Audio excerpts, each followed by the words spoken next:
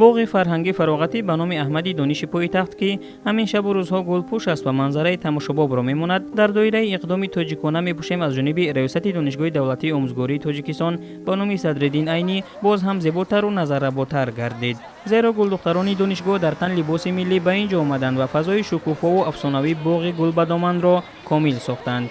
бояд гуфт ки ин иқдом бо мақсади амалигардонӣ дастуру супоришҳои роҳбарияти олии мамлакат аз ҷониби сохторҳои дахлдори ҷумҳурӣ бо таваҷҷӯҳ ба эҳёи ҳунарҳои мардумӣ ва ташвиқу тарғиби либоси миллӣ пеш гирифта шудааст.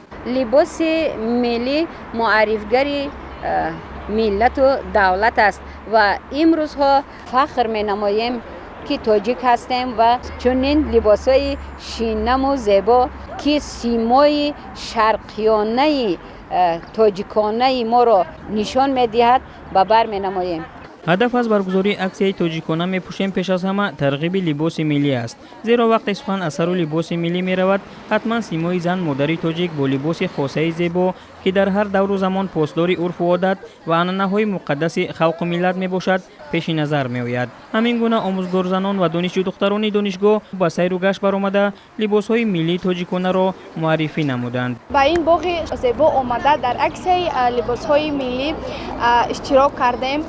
мо фахр мекунем ки чунин либосҳои миллӣ ва қадимона дорем. моро дар тамоми гӯшаи канори ҷаҳон мешиносанд, бо ҳамин атласу адраси мо мешиносанд, аз ҷумла бо чакани зебои мо мешиносанд. ҳар як либоси миллӣ ки дар тан дорем зебогии худро дорад ва мо низ ҳамчун духтарони тоҷик фарҳанги миллиро пост дошта либосҳои миллиро ба бар мекунем.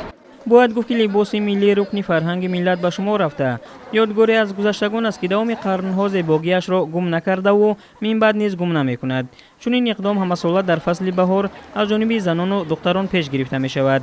ёдовар мешавем ки иқдоми Тоҷикона мепӯшем шурӯъ аз 1 март то 31 май дар саросари ҷумҳурӣ бо иштироки занону духтарони вазорату идораҳо, ташкилоту муассисаҳои давлатӣ амалӣ мешавад.